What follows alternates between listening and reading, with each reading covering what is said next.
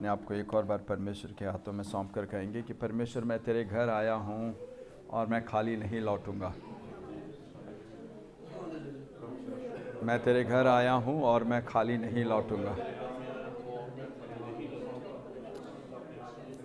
तू मुझे कुछ दे कर भेज, तू मुझे कुछ दे कर भेज, और या फिर तू मुझे कुछ कर भेज।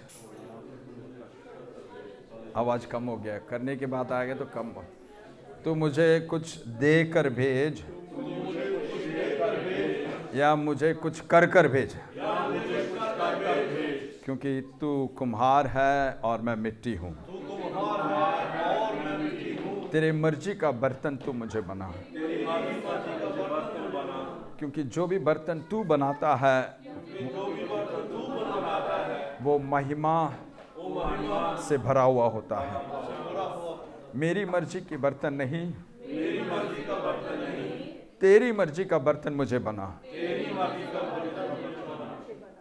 यीशु मसीह के नाम से मांगते हैं, आमीन। हालेलुया। सब लोग बैठे। पिछले हफ्ते हमने कुछ कलाम का मनन किया था, याद है? कौन सा है?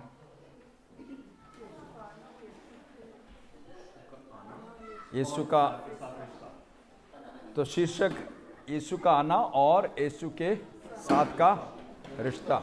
यीशु का आना और यीशु के साथ हमारा रिश्ता। तो पिछले हफ्ते इसके बारे में कौन से कलाम का मनन हुआ था, याद है? इतना जल्दी भूल गए? इब्रानियों 9 का 28। हाँ हाँ, सब लोग लिखे हुए में से पढ़ रहे हैं या हृदय से आ रहा है या फिर अपने किताब के नोट से आ रहा है? कहाँ से? हाँ, याकूब 4:8। ये याद था। हालेलुया। उसको जरा पढ़े, याकूब 4 के 8। याकूब 4 के 8, ये याद था। कितनी बड़ी बात है। याकूब 4 के 8। हाँ, परमेश्वर के निकट आओ, परमेश्वर के निकट आओ, तो वह भी तुम्हारे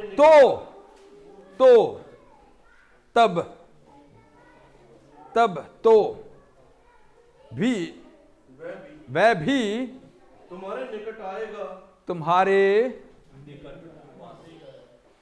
हालेलुया। तो एक बंदे के साथ परमेश्वर कितने दूरी में है?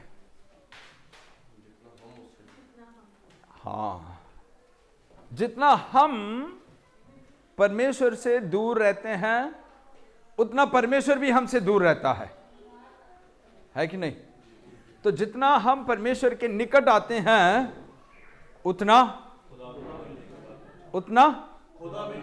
खुदा भी निकट है कि नहीं? और आज हम कौन से गीत गा रहे थे?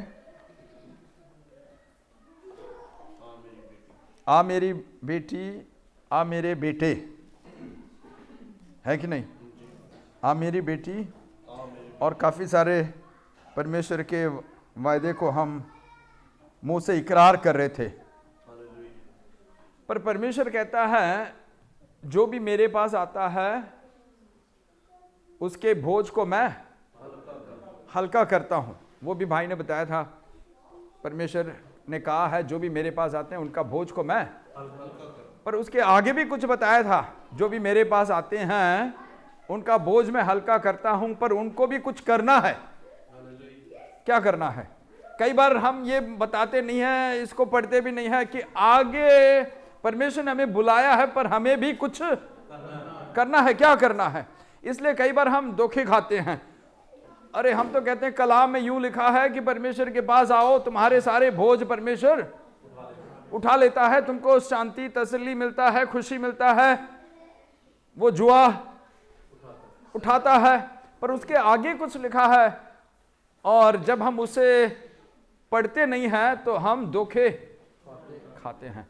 हम मसीह लोग इस दुनिया के, इस धरती के मुसाफिर हैं। कौन है?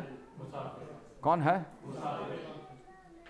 विश्वास ईमान के यात्री, ईमान के विश्वास के यात्री, विश्वास के मुसाफिर। हालेलुया। तो हमारा सोच, हमारा चाल चलन सब कैसा होना चाहिए? भाई मैं एक मुसाफिर हूं, मैं एक यात्री हूं। कहां की ओर जा रहा हूं? मैं स्वर्गीय कनान की ओर। हालेलुया। पुराने अहदनामे में यहूदियों के लिए धरती का कनान रखा गया था जो दूध और शहद से, मधु से धाराएं बहती थी। वो कौन सा कनान है? धरती का है यहूदियों के लिए। पर हम स्वर्गीय हैं, हम धरती के नहीं हैं। धरती में हम कौन है? परदेसी, मुसाफिर हैं। और हम कहां की ओर यात्रा कर रहे हैं? स्वर्गीय कनान की ओर। कौन से कनान? तो पुराने अहदनामे में हम देखते हैं वो जीवन का फल धरती में था, पुराने अहदनामे में। नए अहदनामे में जीवन का फल कहां पर है? हमेशा की जिंदगी कहां पर है? स्वर्ग में है कि नहीं? मुकाशफे प्रकाशित वाक्य 2 के, प्रकाशित वाक्य 2 के 7, प्रकाशित वाक्य 2 के 7। जिसके कान हो, जिसके कान हो। तो सबके कान नहीं है। परमेश्वर ने हमें कान वाला बनाया है कि नहीं? परमेश्वर ने हमें कान वाला बनाया है कि नहीं? कान वाला बनाकर भी परमेश्वर को यह कहने की जरूरत है जिसके कान हो वह सुने। क्यों सुन? हाँ, तो मतलब क्या है? कान तो सबके हैं पर सब लोग सुनते नहीं हैं। अब सुनने वालों को कैसे पहचानते हैं? जो अमल करते हैं। तो सुनने के बाद जो अमल करते हैं उनका कान पकड़कर देखने की जरूरत नहीं है कि कान है कि नहीं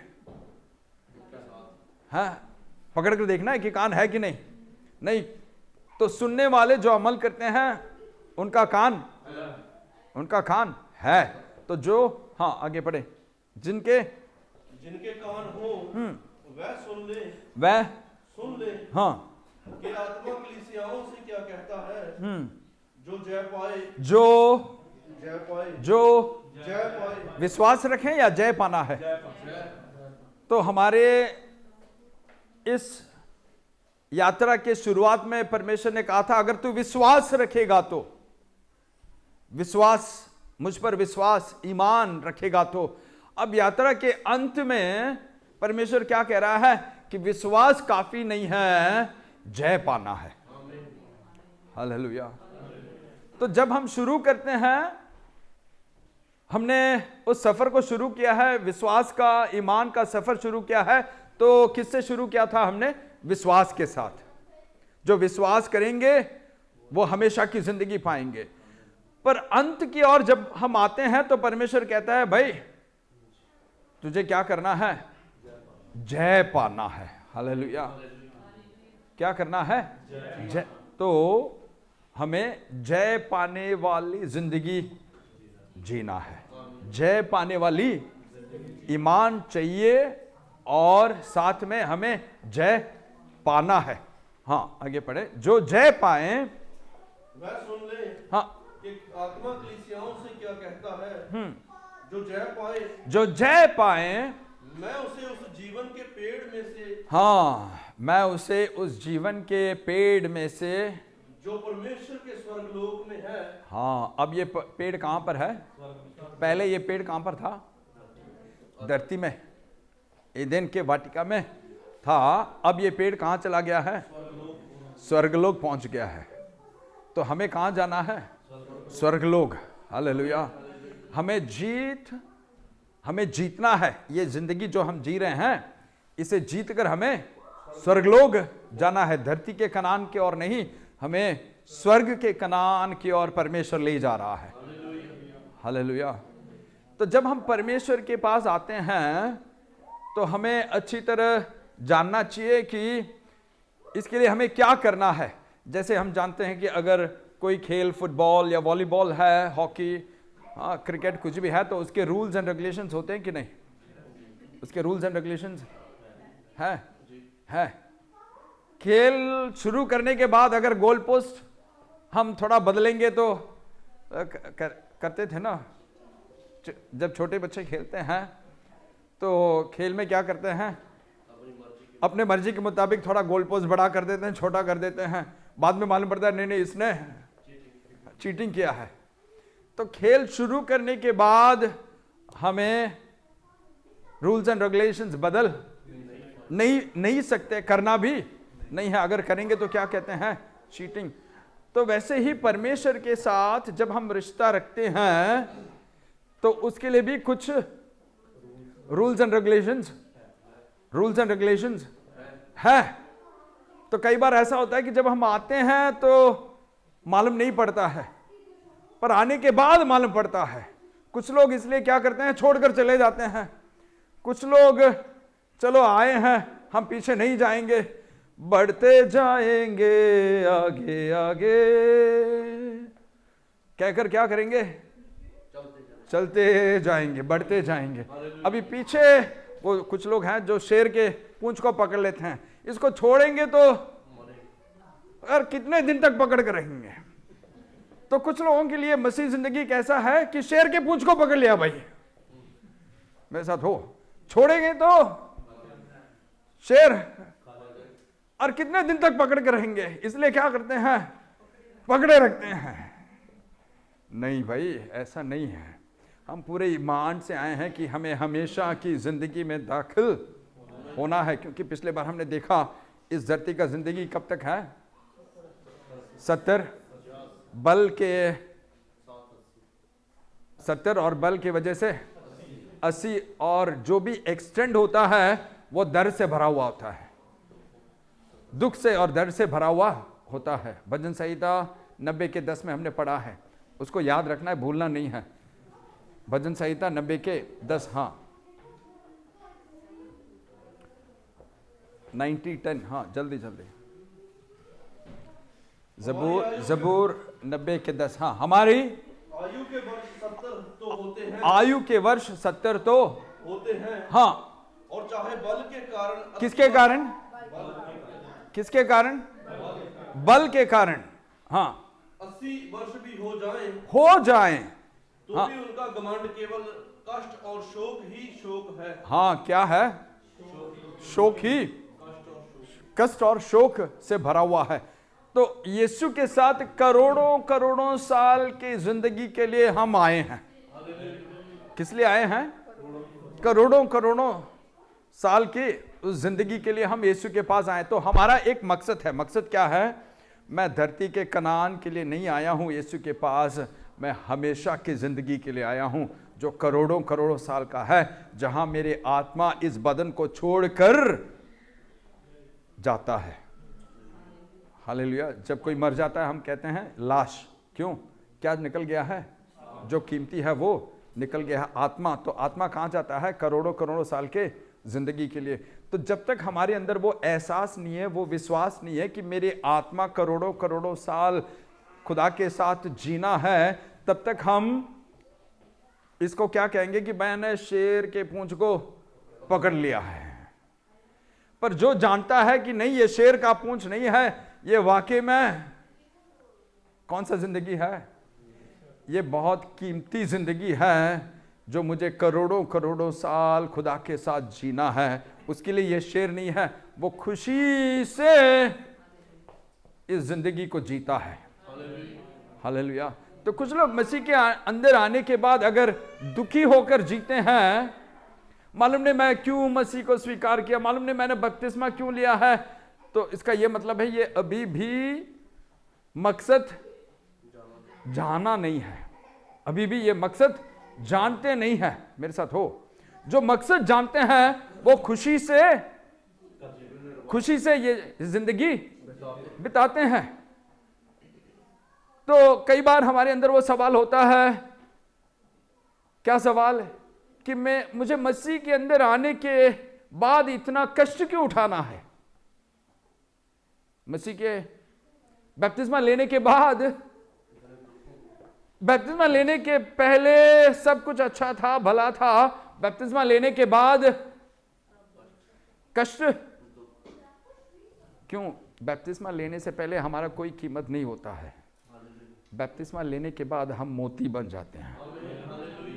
हालेलुया। मोती कहाँ पर मिलता है? समुद्र के गहराई में, है कि नहीं? तो आसानी से पा लेते हैं मोती को? आसानी से पा लेते हैं? नहीं। और वो चिपी, उसको क्या कहते हैं? हाँ। तो अगर 100 सिप्पी मिलता है, 1000 सिप्पी मिलता है, सब में होता है मोती? नहीं।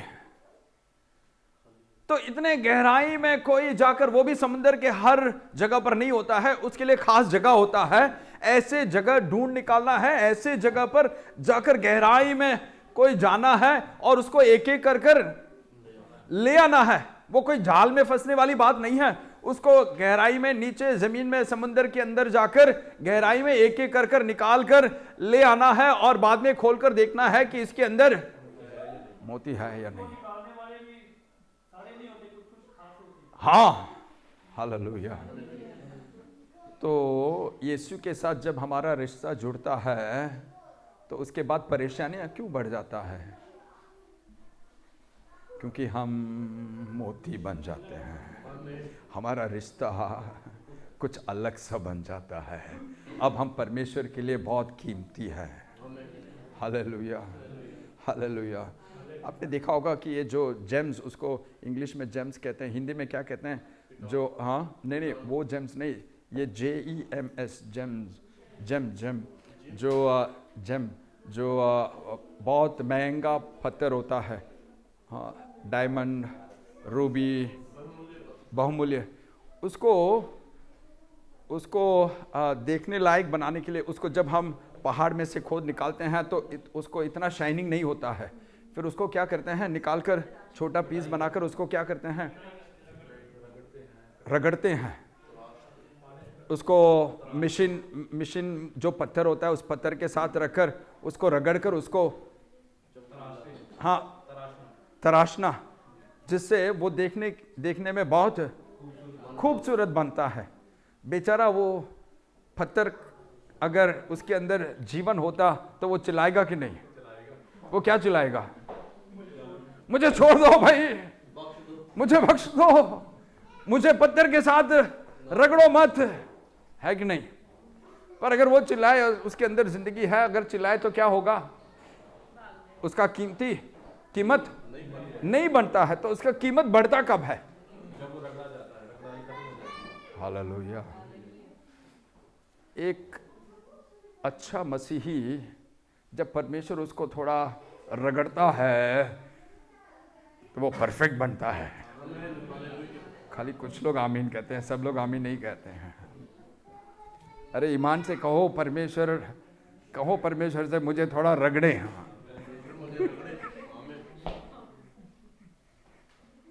मुझे थोड़ा, भले वो मेरे दाई और बाई और मेरे बच्चों को या मेरे पति या मेरे पत्नी, मालूम नहीं किसको रगड़ते हैं। हमसे भी मजबूत होना चाहिए ना। तो रगड़ने के लिए किसको इस्तेमाल करते हैं? थोड़ा मजबूत, जो हमें वाकई में रगड़ सकता है। नहीं, लकड़ी को रगड़ नहीं, तो क्या चाहिए उसके लिए? पत्थर भी ऐसा हो कि वो टूट ना जाए, वो मजबूत हो। तो हमें रगड़ने वाला कौन होगा? कुछ पति कह रहे मेरी बीवी है, कुछ पत्नी कह रहे कुछ कह रहे मेरे बच्चे हैं, कुछ कह रहे मेरे माँ बाप हैं, कुछ कह रहे हमारे पास्टर हैं। चलो, जो भी है, किसी को परमेश्वर क्या करता है? साथ में इस्तेमाल करता है। तो हमें क्या करना है? खुशी से हालेलुया, हालेलुया। सच्चाई यही है भाई, यही है सच्चाई। याकूब 1:2। देखो, ऐसे कलाम भी बहुत कम मिलते हैं, इसलिए मैंने कहा इसको रिकॉर्डिंग में रख दो, काम आएगा। हे मेरे भाइयों, जब तुम नाना प्रकार की परीक्षाओं में पड़ो, तरह तरह की अलग अलग किस्म के, तो कुछ लोगों को घर के अंदर रगड़ाई होता है, कुछ लोगों को काम पर रगड़ाई होता है, बहुत होता है। कुछ लोगों को ट्रेन पर जब सफर करते हैं वहां पर होता है, कुछ लोगों को मार्चे में होता है। तो कहीं ना कहीं रगड़ाई हो रहा है। और परमेश्वर कह रहा है कि ये सब अलग अलग किस्म के पतरे हैं, मैंने रखा है। रखा किसने है? किसके लिए? क्योंकि तू मेरे लिए बहुत कीमती है। हालेलुया, तू मेरे लिए बहुत। अब तू फैसला कर, मेरे हाथ में रहना है या मेरे हाथ से उछलकर कूदकर बाहर जाना है। कभी कभी उस इतना छोटा होता है, उसको हाथ में रखकर रगड़ते हैं तो फिसल जाता है। तो कई बार भी हम भी क्या करते हैं, जब थोड़ा ज्यादा कोई रगड़ता है तो हम भी, मेरे साथ हो, जब कोई ज्यादा रगड़ता है तो हम क्या करते हैं, हम और फिर क्या होता है, कीमत बनता नहीं है, कीमत। हाँ, तो जब नाना प्रकार के अलग अलग किस्म के तरह तरह के परीक्षाएं होता है, तो इसको पूरे आनंद की बात समझो। अरे क्या है, पूरे आनंद। तो आनंद क्यों नहीं आता है? आनंद क्यों नहीं आता है? क्योंकि अभी भी हमारा सोच यह है कि भाई ये मसीही जिंदगी उस शेर के पूंछ के मानिद है। ये मसीही जिंदगी कैसा है? शेर के पूंछ के मानिद है। पर जो इस मसीही जिंदगी की कीमत को अच्छी तरह जानता है, वो उसे खुशी से सहता है, क्योंकि वो जानता है कि यीशु मेरे नाश के लिए कुछ नहीं करता है। यीशु जो भी करता है मेरे भलाई के लिए करता है, क्योंकि यीशु ने कहा है चोर चोरी के लिए, घात करने के लिए और नाश करने के लिए आता है, पर मैं तो तुम्हें अपना जिंदगी देने के लिए आया हूं। तो जब इतना बड़ा तोहफा खुदा की ओर से, परमेश्वर की ओर से हमारे पास दिया गया है, तो हम डरते क्यों हैं? हमारे जिंदगी में जो कुछ होता है, परमेश्वर ने जो कुछ इजाजत दिया है, उससे डरना है। तो डरते क्यों हैं? कुछ लोग, कुछ सिस्टर्स इतना डरते हैं कि अकेले लिफ्ट में जाना भी पसंद नहीं करते हैं, लिफ्ट के अंदर जाना भी डरते हैं। अरे हमारे अंदर, अगर हम वाकई में मसीह के साथ रूह में जुड़े हैं, आत्मिक हैं, रूहानी हैं, तो हमारा ईमान क्या है कि मेरे लिए एक फरिश्ता परमेश्वर ने रखा है ना। कलाम में हमने देखे हैं कई बार, मेरे लिए परमेश्वर ने एक फरिश्ता, उस परमेश्वर के इजाजत के बिना कुछ भी मेरे जिंदगी में। तो ये ईमान अगर हमारे अंदर है, मेरे हृदय में है, तो मुझे डरने की जरूरत है नहीं। मेरे साथ हो। तो परमेश्वर हमारे नाश करने नहीं आया है, हमें बचाने और जिंदगी देने और कीमत, हमारी कीमत को, हाँ, किस लिए? कीमत को मेरा और बढ़ाने के लिए। जो भी मेरा कीमत है उसको और रगड़कर दुगना करने के लिए। तो मेरा ईमान क्या होना चाहिए?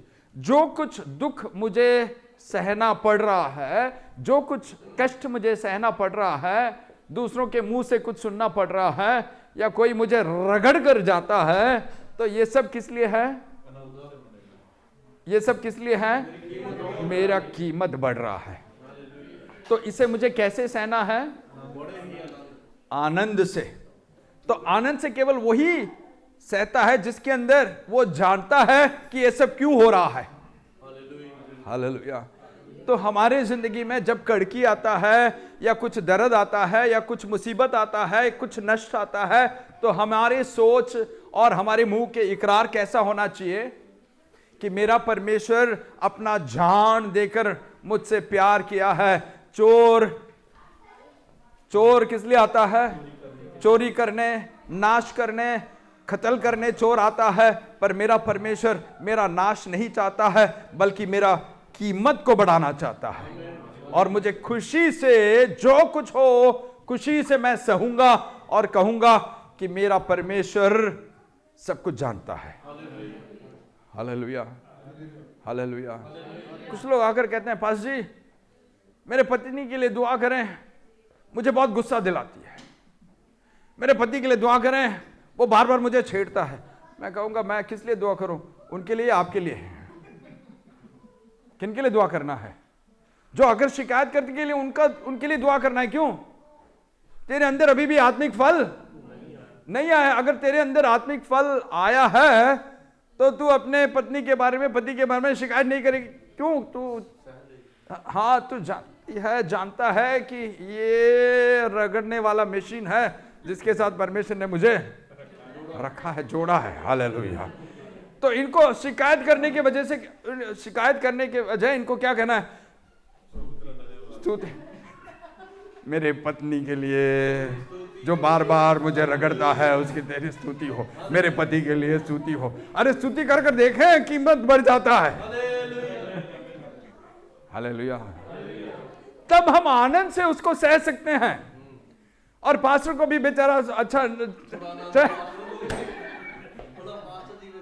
हाँ, फोन कम होगा ना, मैसेज कम होगा, मेरे साथ हो। नहीं तो बार बार मैसेज आता है, पास्टर जी दुआ करें मेरा पति, पास्टर जी दुआ करें मेरी पत्नी, पास्टर जी मेरे साथ हो। तो कब तक ऐसा चलता रहेगा? जब तक हम ये समझेंगे कि ये मसीह जिंदगी एक शेर का पूंछ है, पर ये मसीह जिंदगी करोड़ों करोड़ों साल के। हाँ, हालेलुया, हालेलुया। तो पिछले बार हमने देखा, no pain, no suffering, no glory. No suffering, no suffering, no glory. महिमा चाहिए तो कहाँ? हाँ, तो सफरिंग करना है हमें। ईमान के लिए ही नहीं बल्कि कष्ट उठाने के लिए भी परमेश्वर ने हमें चुना है। हमने देखा पिछले बार फिलिपियां 1:29 मेरे ख्याल से, फिलिपियां 1:29, क्योंकि मसीह के कारण, हाँ 29 और 30, हाँ, तुम पर यह अनुग्रह हुआ है। तुम पर, किस पर? जो कलीसिया में है। ये चिट्ठी किसके लिए है? पत्र किसके लिए है? कलीसिया के लिए, हम जो मुसाफिर हैं। हाँ, तुम पर यह अनुग्रह हुआ है कि ना केवल उस पर विश्वास करो, कि ना केवल यीशु पर विश्वास करो, पर उसके लिए दुख भी उठाओ। अरे खाली एक ही भाई आमीन कह रहा है। तो मसीह के साथ के ये रिश्ते के लिए मसीह ने मुझे बुलाया है। इस बुलावट में मुझे ना केवल विश्वास रखने के लिए बुलाया है, बल्कि मुझे किस लिए बुलाया है? ये तो हम चाहते नहीं है, इंसान तो चाहता नहीं है, इंसान दुख नहीं चाहता है। पर परमेश्वर क्या कह रहा है? भाई हम इस धरती में मुसाफिर हैं। यह धरती शराब से भरा हुआ है, बुरे लोगों से भरा हुआ है, अंधकार से भरा हुआ है, और तुम्हें इनके बीच से निकलना है, और निकलते निकलते तुम्हें कष्ट उठाना पड़ेगा। मेरे साथ हो। इस धरती से चलते चलते दुख उठाना पड़ेगा। तो हमें ईमान, न केवल ईमान के लिए बुलाया है, बल्कि साथ में दुख उठाने के लिए भी। अगर देखो ये सब हमारे अंदर हमें अच्छी तरह मालूम पड़ता तो हम चैन की मसीह जिंदगी, जब देखो हम एक सीधे रोड से जब निकलते हैं ड्राइविंग, तो वहां पर साइन बोर्ड ज्यादा होता है, कम होता है? कम होता है। अगर रोड टेढ़ा मेढ़ा होता है, या पहाड़ियों से गुजरता है, या जंगलों से गुजरता है, तो वहां पर साइन, वार्निंग साइन ज्यादा होता है। देखा है ना, अब जब ड्राइविंग में देखा है ना, कौन से रोड में ज्यादा वार्निंग्स होते हैं? टेढ़े मेढ़े। तो ये बाइबल में इतना ज्यादा वार्निंग क्यों है? सोचा है कभी? जहां देखो वार्निंग, भाई ऐसा मत करो, ऐसा मत करो, वहां ना मोड़ो, ऐसा मत करो, ऐसा मत करो, ऐसा वार्निंग क्यों है? क्योंकि ये रास्ता जिससे हम गुजर रहे हैं ये बहुत खतरनाक है। क्योंकि कहां से गुजर रहे हैं? पाप से, श्राप से, गुनाहों से, बुरे लोगों से भरे हुए धरती में हम मुसाफिर हैं, स्वर्गीय कनान की ओर सफर कर रहे हैं, तो बहुत से खतरे को झेलना पड़ता है। इसलिए हर जगह देखो वार्निंग ही वार्निंग है। क्या है? तो इस प्रेम पत्रिका में, ये प्रेम पत्रिका है ना, किसके बीच? मसीह और हमारे बीच। ये प्रेम पत्रिका में इतना ज्यादा वार्निंग क्यों है? प्यार करता है। तो रोड में वार्निंग ज्यादा क्यों है? हमारे सेफ्टी के लिए। तो जब कैमरा लगा होता है तो हम क्या करते हैं? हाँ हाँ, जो सच्चाई है उसको कहना है ना। 110 का रूट होता है, 120 130 में जाते हैं, तो जब कैमरा आता है तो हम अच्छे भले के मानित उसको स्लो कर वहां से निकलते ही फिर दोबारा हम क्या करते हैं? है कि नहीं?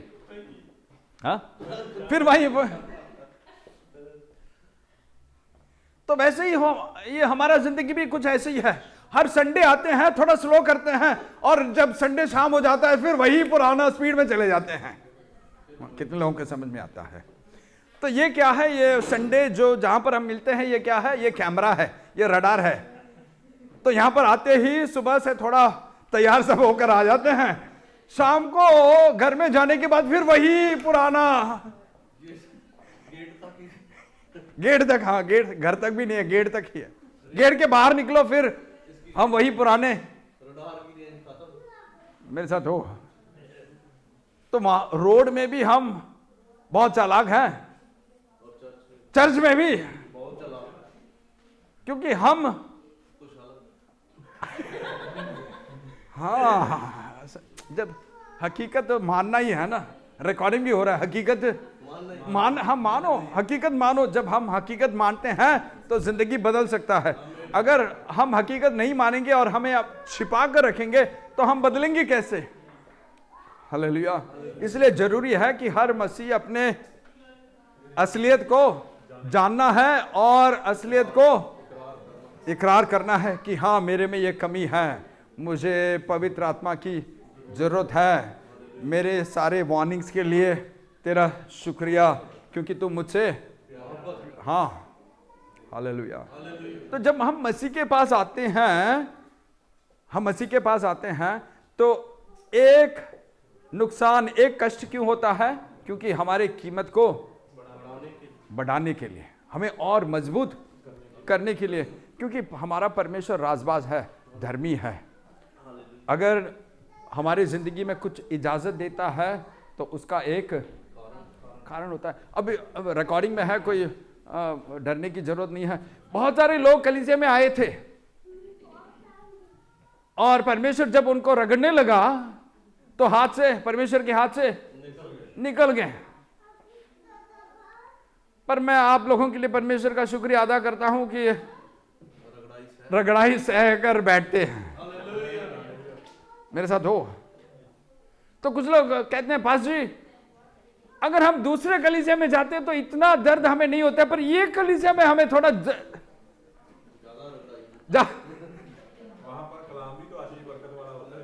वहां पर रगड़ाई कम होता है, यहां पर रगड़ाई थोड़ा, अरे वहां पर कीमत थोड़ा देर से निकलता है, यहां पर कीमत थोड़ा जल्दी निकलता है। हमने देखा खरूज में, निर्गमन 13 के 17 में, जब परमेश्वर ने लोगों को, यहूदियों को मिस्र से निकाला तो नजदीक का रास्ता शॉर्टकट था, पर परमेश्वर उनको चक्कर, हाँ, घुमाकर। तो कई मसीही लोग, देर क्यों हो रहा है उनकी जिंदगी में? उनकी जिंदगी में बरकत पाने के लिए, छुटकारा पाने के लिए देर क्यों हो रहा है? क्योंकि उनके अंदर अभी भी इतना ईमान नहीं है, कलाम इतना नहीं है, कलाम कम है। तो एक और बार पढ़े उसको, खरूज निर्गमन 13 के 17-18। जब फरौन ने लोगों को जाने की आज्ञा दे दी, तब यद्यपि फिलिस्तियों के देश में होकर, तो शॉर्टकट, हाँ, होकर जो मार्ग जाता है वह छोटा था, तो भी परमेश्वर ये सोचकर उनको उस मार्ग से नहीं ले गया कि कहीं ऐसा ना हो, कहीं इंसान है, आखिर इंसान है, आखिर इंसान है, कहीं ये लोग, मेरे लोग, हाँ, ऐसा ना हो कि जब वे लड़ाई देखें, हाँ, कि जब वे लड़ाई देखे तब पछताकर मिस्र को लौट जाए। हाँ, हालेलुया। तो परमेश्वर ने क्या किया? रास्ता तो हमारा छुटकारा का दिन लंबा क्यों हो जाता है? छुटकारा, बरकत लंबा क्यों होता है? कि अभी तक पूरी तरह रगड़ाई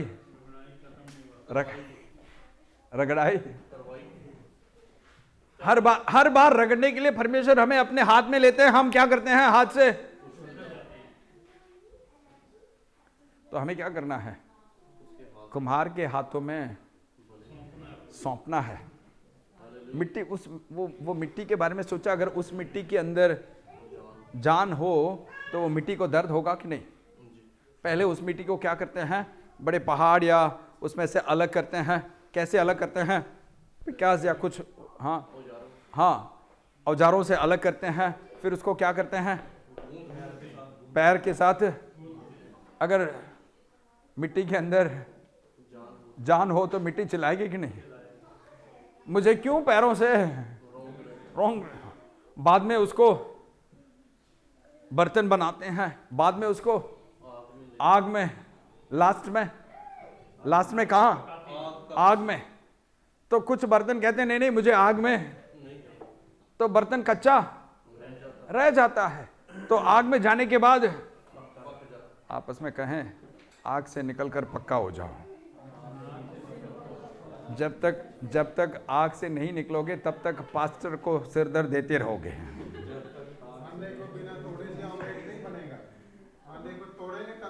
हाँ, तो जब तक आग से नहीं निकलोगे तब तक कच्चे रहेंगे और पास्टर के पास शिकायत जाते रहेगा। मेरे साथ हो, कहीं और चले गए हैं। हाँ। तो जब आग से निकलते हैं तो पकते हैं। अगर आग से नहीं निकलोगे कच्चे रह जाते हैं। तो रगड़ाई ना हो तो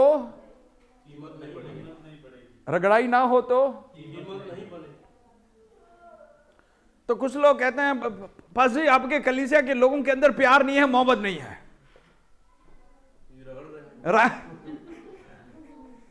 क्या है? दूसरे कलीसिया में जाते तो वहां पर लोग हमें चुम्मा देते हैं, हमें कलां देते हैं और हमारे हालचाल पूछते हैं, हमारे पैर पांव सब दबाते हैं। पर यहां पर सब लोग रगड़ते हैं। मैं तो कहूं भाई सही जगह पर आए हो। वहां पर थोड़ा देर से कीमत पड़ेगा, पर यहां पर जल्दी ही नंबर आ जाता है, कीमत बढ़ जाता है। Hallelujah, hallelujah. कभी कभी मैं भी परमेश्वर से कहता हूं, परमेश्वर जैसे मेरा भी रगड़ाई हो रहा है इस कलीसिया के साथ, मेरा भी, और मैं छलांग मारने की सोच रहा हूं। परमेश्वर कह रहा है नहीं नहीं तू काम वहां बैठे रहे, तुझे भी थोड़ा मैं रगड़ता हूं। मेरे साथ हो। हाँ, परमेश्वर ऐसे ही करते हैं ना। हालेलुया। एक और बार याकूब 1:2 और 3।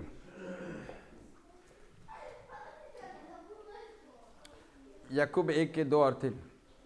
हे मेरे भाइयों, औरों से नहीं, कलीसिया के भाइयों, मेरे भाइयों, जब तुम दूसरे भाई नहीं, मेरे भाइयों, जब तुम नाना प्रकार की परीक्षाओं में पढ़ो, नाना प्रकार के अलग अलग किस्म के परीक्षाओं में पढ़ो, तो इसको पूरे आनंद की बात समझो। कैसे समझना है? पूरे आनंद। तो आगे से शिकायत नहीं करोगे ना?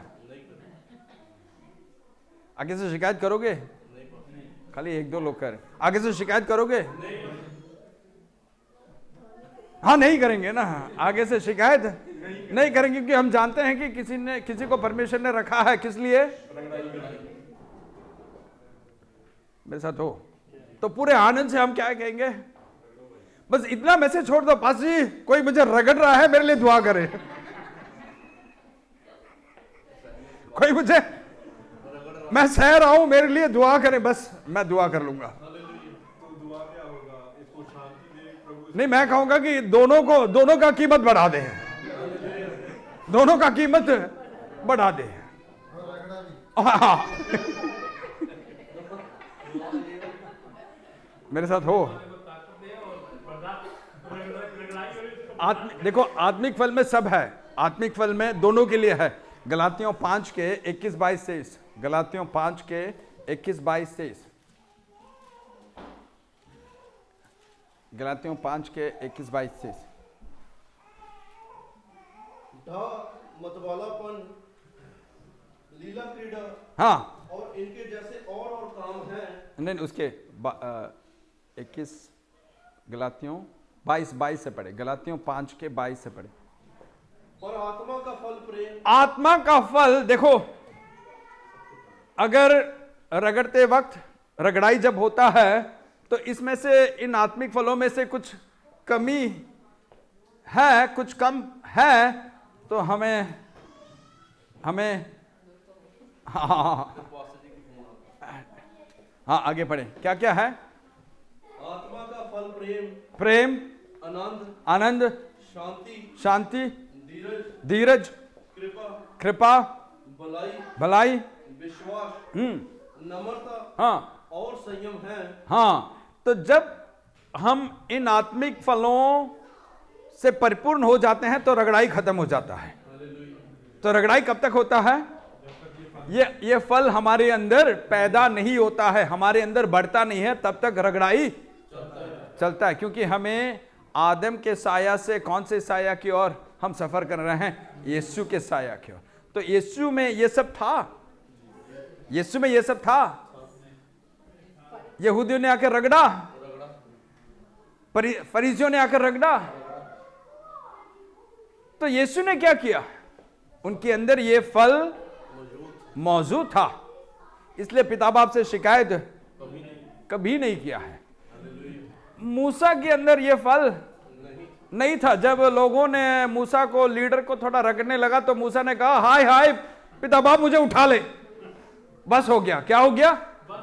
तो पुराने अहदनामा के लोग, परमेश्वर के चुने हुए लोग, लोगों से तंग होकर क्या कहते थे, मुझे उठा ले। एलिया नबी डर कर जाकर एक गुफा में बैठ गया और कहा कि परमेश्वर मुझे उठा ले।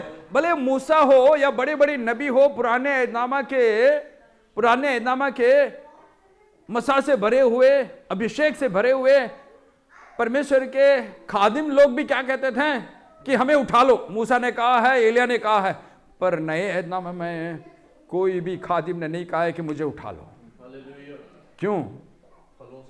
फलों से भरे हुए हैं। तो जब तक हम फलों से भरपूर नहीं होते हैं तो क्या होगा? रगड़ाई होगा। एक और बार पढ़े कि कौन कौन सा फल है।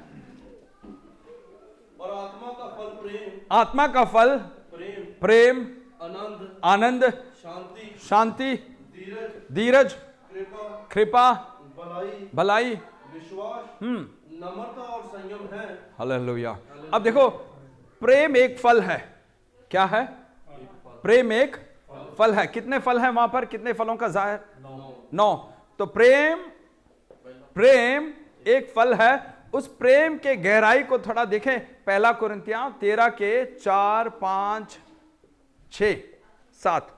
1 कुरिन्थियां 13 के 4 से 7 तक देखो, प्रेम एक फल है। और उस फल के थोड़ी गहराई में हम देख रहे हैं, गौर से सुन लो, कि अगर मेरे अंदर वो एक फल है, प्रेम एक फल है, तो उसका मतलब, उसको कैसे पहचानना है?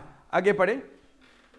प्रेम धीरजवंत है। हाँ, अगर मेरे अंदर प्रेम फल है तो मेरे अंदर क्या है? हालेलुया। हाँ, धीरजवंत है और कृपालु है। और कृपालु है। प्रेम डर नहीं करता। प्रेम क्या नहीं करता?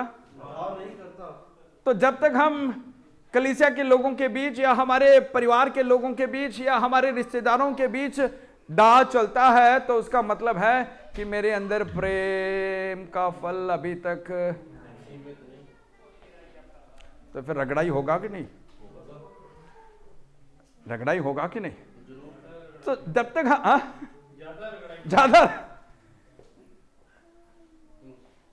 ज्यादा तो परमेश्वर चोर किस लिए आता है? दोबारा याद दिलाता हूं, चोर किस लिए आता है? नाश करने, घात करने। परमेश्वर यीशु किस लिए आया है? अपना जिंदगी। तो रगड़ाई क्यों हो रहा है? जो दर्द से भरी हुई है, और रगड़ाई क्यों हो रहा है? ताकि हमारे अंदर वो प्रेम फल बढ़ जाए, बन जाए। तो प्रेम में क्या नहीं है? डाह नहीं है। हाँ, प्रेम अपनी बड़ाई नहीं करता। अरे क्या नहीं करता? क्या नहीं करता? अपनी बड़ाई नहीं। तो जब भी मेरे अंदर वो सोच आता है, मेरे वजह से कलीसिया चल रहा है, मेरे भाग दौड़ से कलीसिया चल रहा है, मैंने वो रूह उस आत्मा को ले आया है, मैं वो कर रहा हूं, मैं ये कर रहा हूं, तो ये मैं क्या है? अपनी बड़ाई। अगर ये सोच मेरे अंदर है तो कौन जानता है? परमेश्वर जानता है। मेरे सोचों को, ख्यालों को सब परमेश्वर जानता है। तो क्या होगा अगर ऐसे सोच जब भी हमारे अंदर आता है तो क्या होगा? रगड़ाई होता है। अब रगड़ाई जब आता है तो पास्टर जी से फोन करने से कुछ फायदा है? कोई फायदा नहीं है। पास्टर जी बल्कि वही दुआ करेगा, परमेश्वर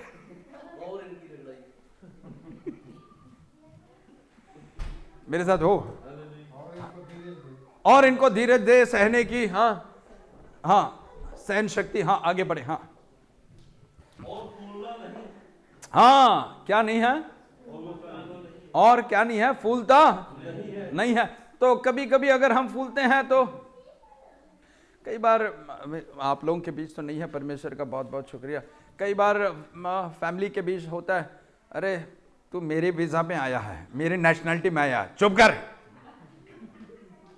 घर में बार बार होता है कुछ लोगों के, हमारे कलीसिया के नहीं, क्योंकि यहां पर बहुत रगड़ाई होता है इसलिए हम ऐसे इस्तेमाल नहीं करते हैं। तो घर के अंदर कभी कभी रगड़ाई होता है तो क्या करते हैं? मेरे वजह से तू नहीं, ये मैंने ले आया है, ये मैंने किया है, मैंने भागदौड़ किया है, मैंने पैसा लिया है, ये मेरा पैसा है, वो तेरा पैसा है, ये मेरा अकाउंट है, ये तेरा अकाउंट है, मेरा तेरा मेरा तेरा अगर चलता रहेगा तो रगड़ाई थोड़ा ज्यादा चलेगा। हो सकता है कि कुछ लोगों के लिए रगड़ाई अभी शुरू नहीं हुआ है, पर आने वाले दिनों में रगड़ाई कुछ लोग इसलिए खुश है कि हमारा रगड़ाई हो रहा है, दूसरों का नहीं हो रहा है। इनका भी होना चाहिए। मैं तो चाहता हूं सबका हो, मेरा भी हो, क्योंकि साथ में मेरा भी होता है ना। मेरे साथ हो, मेरे साथ हो, आगे बढ़े। हाँ, वह अनरीति नहीं चलता। हाँ, तो क्या जिसके पास प्रेम फल है, अनरीति नहीं चलता? वह अपनी भलाई नहीं चाहता। अरे अपनी भलाई नहीं नहीं चाहता। अगर उसके अंदर प्रेम है तो वाकई में प्रेम है तो वो अपनी भलाई नहीं चाहता। हाँ, झुंझलाता नहीं। हाँ, बुरा नहीं मानता। बुरा नहीं मानता। हाँ, तो कुछ भी करो, कुछ भी करो, कोई अगर रगड़ पर भी जाओ, यीशु तेरा बुरा नहीं, किसी का भी बुरा नहीं मानते। वो अनजाने में किया है पास्टर जी, कोई नहीं। आप पास्टर भी अगर कुछ करें तो कहेंगे नहीं नहीं पास्टर जी छोड़ दो, वो अनजाने में किया है। खाली एक हालेलुया आ रहा है, वो भी आमीन नहीं आ रहा है, वो भी आमीन नहीं आ रहा है। मेरे साथ हो तो क्या नहीं चाहता? बुरा नहीं, कुछ भी हो बुरा नहीं। आपस में कहें आगे से, तू कुछ भी करे मैं बुरा नहीं मानूंगा, जो मर्जी है तू कर। थोड़े हाथ थोड़ा आपस में आप भी कहें ना कि जो, हाँ कह दिया, जो मर्जी कह, जो मर्जी कर, मैं बुरा नहीं मानूंगा। हाँ हाँ हाँ, थोड़ा हाथ देकर कहें, जो मर्जी कह, जो मर्जी कर, मैं बुरा नहीं मानूंगा।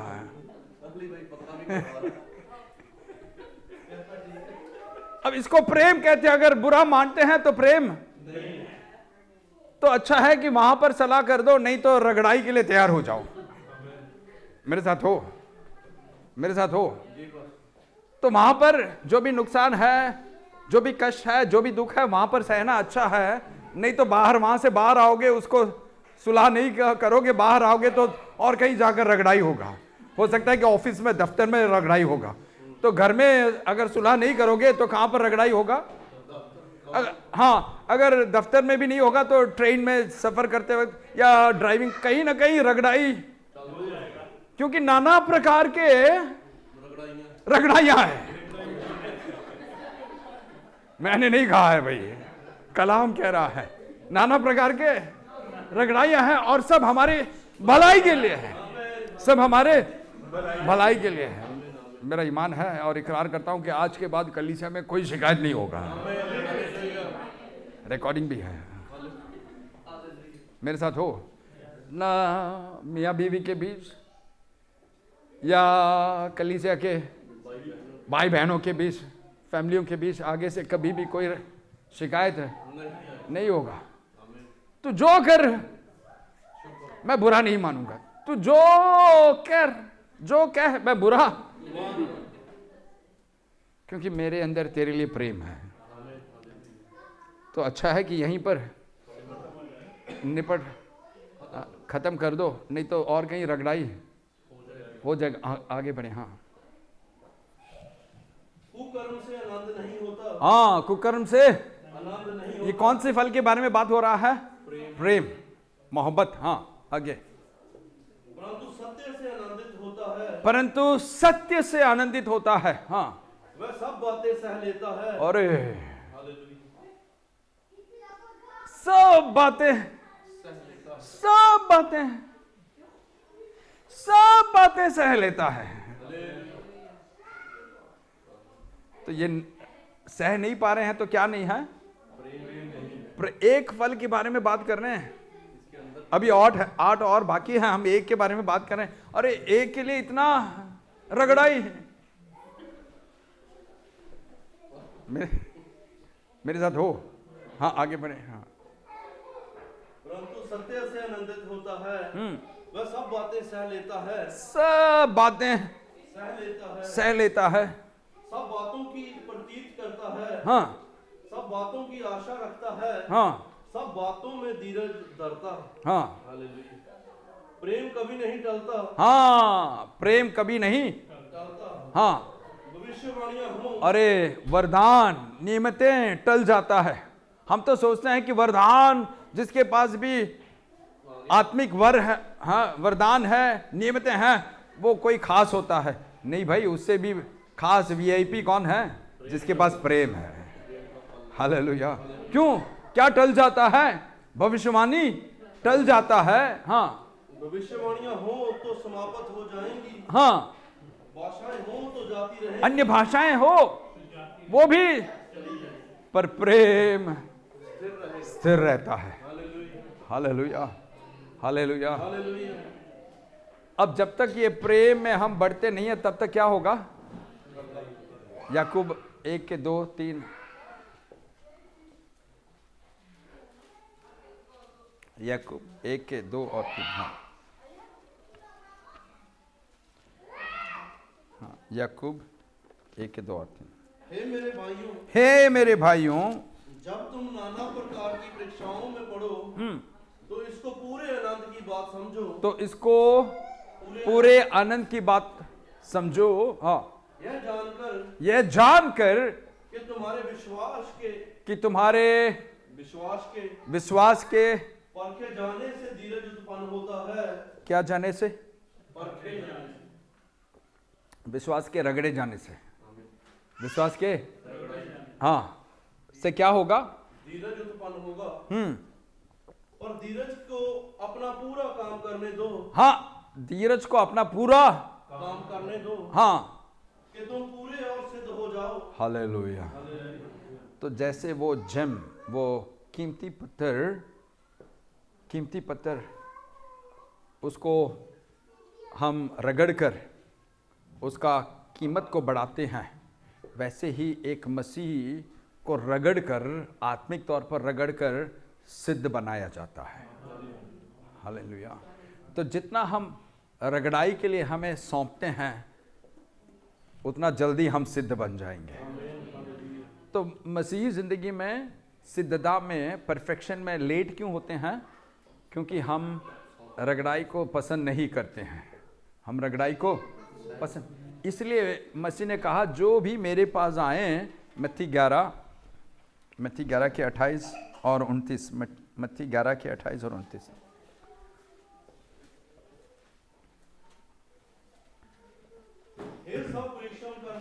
हे सब परिश्रम करने वालों, यही था हमारे भाई सोनी ने इबादत के वक्त इस कलाम का जिक्र किया है।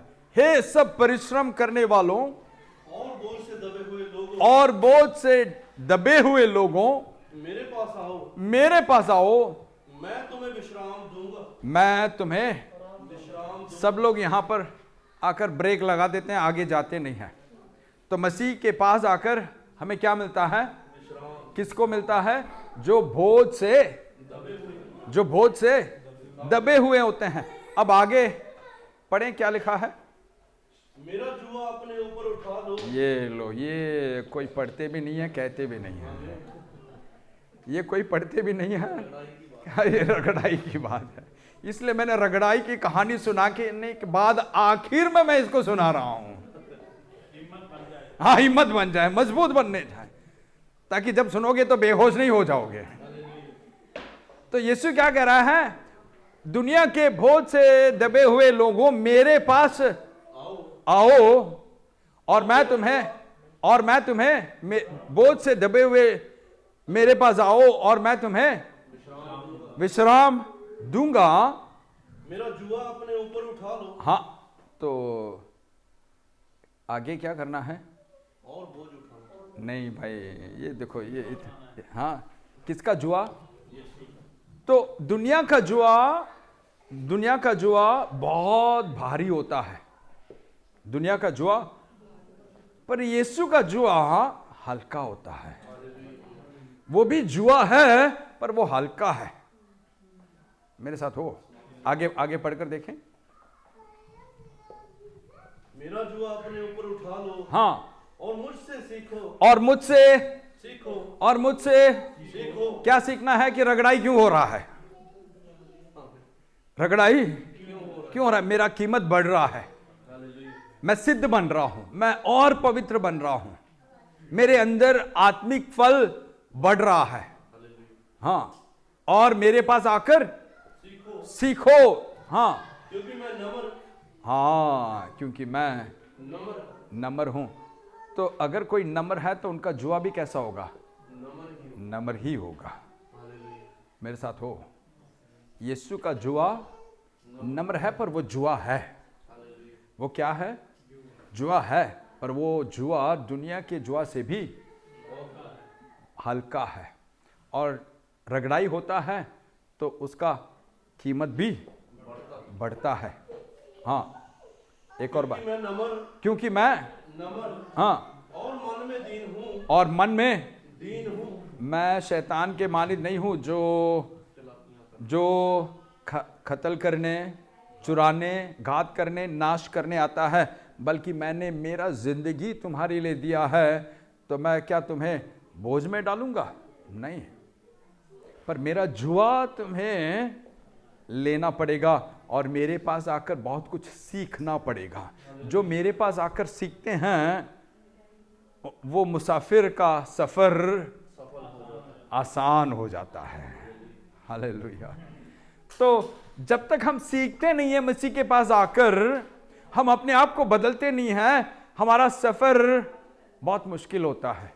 हमारा सफर उसके मानित होता है कि हमने शेर के पूंछ को पकड़े हैं। तो बहुत से मसीह लोगों का जिंदगी आज शेर के पूंछ को पकड़ने के मानित है। क्यों? क्योंकि मसीह का जुआ उठाने तैयार नहीं है और मसीह के पास आकर सीखते नहीं है। इसलिए वो सोचते हैं कि भाई मैंने बपतिस्मा लेकर शेर का पूंछ पकड़ लिया है। नहीं भाई, नहीं भाई, नहीं भाई। जब हम बपतिस्मा लेकर मसीह से जुड़ते हैं, रिश्ता बनता है, तो मेरा कीमत को मसीह बढ़ाता है। हालेलुया। तो उसके पहले मेरा कीमत कुछ और था, पर अब मेरा कीमत बढ़ रहा है। क्यों? मसीह का जुए को मैंने उठाया है और मसीह के पास आकर मैं सीख रहा हूँ। Hallelujah, hallelujah. 29 को एक और बार पढ़े। मेरा जुआ अपने ऊपर उठा लो, मेरा जुआ अपने ऊपर उठा लो और मुझसे सीखो, और मुझसे सीखो, क्योंकि मैं नम्र और मन में दीन हूँ, और मन में दीन हूँ, और तुम अपने मन में विश्राम पाओगे। हालेलुया। कहाँ पर? मन में। कहाँ पर? मन में। तो मन में विश्राम हमें कब मिलता है? जब इस सफ़र के बारे में हम अच्छी तरह मसीह के पास आकर सीखते हैं और मसीह का जुआ को खुशी से हम लेते हैं, और हमें ये मालूम होता है कि दुनिया का जुआ और मसीह के जुए में बहुत फ़र्क है।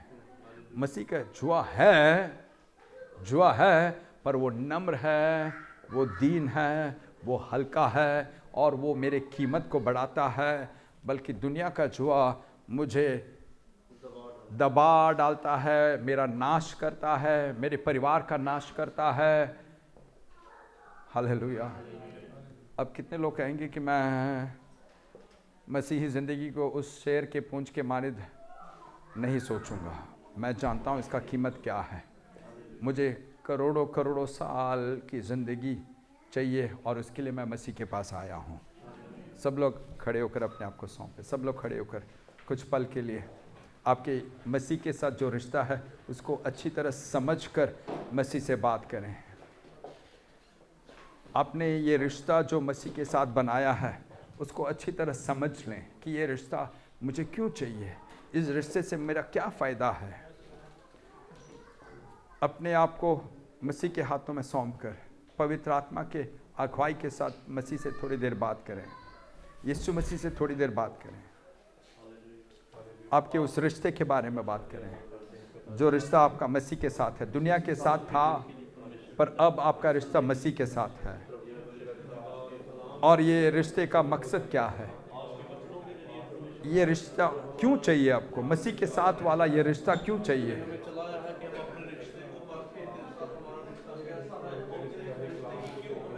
मुंह से, आपके मुंह से जो इकरार हो रहा है वो परमेश्वर स्वर्ग से सुन रहा है।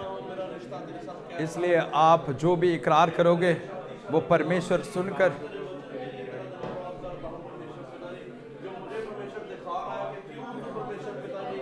बहनों के जरिए और किसी क्लेश के जरिए दुख उठाने के जरिए लड़ाई मुझे तेरे रिश्ते की जरूरत है परमेश्वर, क्योंकि शैतान जो है परमेश्वर पिता वो बात करने yes Lord, yes Lord, yes Lord, yes Lord, yes Lord, yes Lord. इकरार करें, इकरार करें अपने रिश्ते के बारे में, अपने रिश्ते के कीमत को जानकर, उस रिश्ते की जरूरत को जानकर।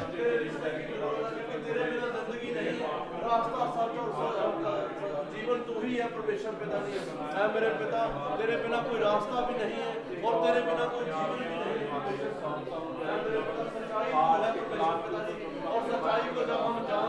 Thank you Lord, thank you Jesus, thank you Holi spirit, thank you Holi spirit, thank you Holi spirit. तू हमारे कीमत को बढ़ा रहा है, तू हमें बहुत कुछ सिखा रहा है। Thank you Holi spirit. तू हमें हौसला दे रहा है, तू हमें हौसला दे रहा है, तू हमें और मजबूत कर रहा है। Yes Lord, thank you Lord, thank you Lord, thank you Lord, thank you Jesus, thank you Jesus, thank you Holi spirit. एक दूसरे के लिए उद्धार का कारण बन सके, एक दूसरे के लिए आशीष और बरकत का कारण बन सके। हमारी जुबानें ऐसी हो कि जब हम इनको खोले तो दूसरे उद्धार पा सके। प्यारे खुदावन, तेरा वचन हमें यही सिखाता है। प्यारे खुदावन, ओ प्रभु, हमें अपने वचन में बांध कर चला। प्यारे खुदावन, हमें तेरे वचन में रख कर आगे बढ़ा। प्यारे खुदावन, हमें तेरे वचन की गहरी बातों पर मन लगाने के लिए हमें ऐसा मन, ऐसी सोच दे। प्यारे खुदावन, कि हम तेरे वचन से कभी जुदा ना हो। प्यारे खुदावन, जैसे जैसे तू हमें सिखाता जाए प्यारे खुदावन, वैसे वैसे हम अपने आप को तेरे साथ और अपने रिश्ते को मजबूत करते चले जाएं प्यारे खुदावन। इस दुनिया की कोई दुख तकलीफें परेशानियां हमें तुझसे जुदा ना कर सके प्यारे खुदावन, बल्कि उस समय हम और तेरे पास आ सके प्यारे खुदावन, और तुझे अच्छी तरह जानकर प्रभु तेरी मर्जी तेरी इच्छा को पूरा कर सके। तेरे बोझ से तू हमें भर प्यारे खुदावन, हमारे बोझ से तू हमें हल्का कर प्यारे खुदावन, अपने बोझ से भरकर प्रभु अपने कामों के लिए इस्तेमाल कर प्यारे खुदावन, ताकि हमारी जिंदगी इस धरती पर जो मुसाफिर की तरह है प्यारे खुदावन, हम उसे तेरी इच्छा के अनुसार गुजार सके प्यारे खुदावन, और तेरी इच्छा को पूरा करते चले जाए प्यारे खुदावन। अपने आप को सबको तेरे हाथों में सौंपते हुए प्यारे खुदावन इस दुआ को मसीह के नाम से मांगते हैं। आमीन। प्रभु भोजन के अपने हालेलुया। हम पहला कुरिन्थियों उसका 11 बाब उसकी 30 आयत में से पढ़ेंगे। क्योंकि ये बात मुझे प्रभु से पहुंची और मैंने तुम्हें को पहुंचा दी कि प्रभु यीशु कि जिस रात वह पकड़वाया गया रोटी ली तो धन्यवाद करके उसे तोड़ी और कहा, ये मेरी देह है तो तुम्हारे लिए है, मेरे स्मरण के लिए यही किया करो। इसी रीति से उसने ब्यारी के पीछे कटोरा भी लिया और कहा, ये कटोरा मेरे लहू में नहीं बाचा है, जब कभी पियो तो मेरे स्मरण के लिए यही किया करो। क्योंकि जब कभी तुम ये रोटी खाते और इस कटोरे में से पीते हो तो प्रभु की मृत्यु को जब तक वह न आए प्रचार करते हो। इसलिए जो कोई अनुचित रीति से प्रभु की रोटी खाए या उसके कटोरे में से पिए वह प्रभु की देह और लहू का अपराधी ठहरेगा। इसलिए मनुष्य अपने आप को जांच ले और इसी रीति में से एक रोटी में से खाए और इस कटोरे में से पिए, क्योंकि जो खाते पीते समय प्रभु की देह को ना पहचाने वह इस खाने और पीने से अपने ऊपर दंड लाता है। इसी कारण तुम में बहुत से निर्बल और रोगी हैं और बहुत से सूरी हैं। यदि हम अपने आप को जांचते तो दंड ना पाते। यदि हम अपने आप को जांचते तो सजा न पाते। यदि हम अपने आप को जांचते तो सजा न पाते। यदि हम अपने आप को परखते तो दंड न पाते। उस रात यीशु ने रोटी ली, शुक्रिया अदा कर उसे तोड़ा और कहा, ये तुम्हारे लिए मारा गया मेरा बदन है, मेरे यादगारी में इसे खाया करो। उसी तरह यीशु ने प्याला लिया और शुक्रिया अदा कर कहा, ये तुम्हारे गुनाहों के खातिर बहाया गया नए वाचे का मेरा लहू है, जब तक मैं वापस नहीं लौटता मेरे यादगारी में इसे पिया।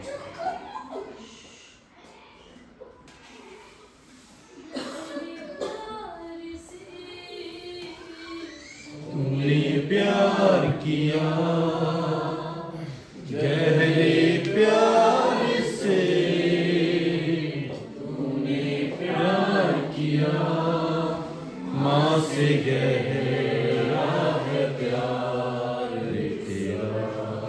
रविवार को तू हमें इस ओवरविलिये शहर में इकट्ठा कर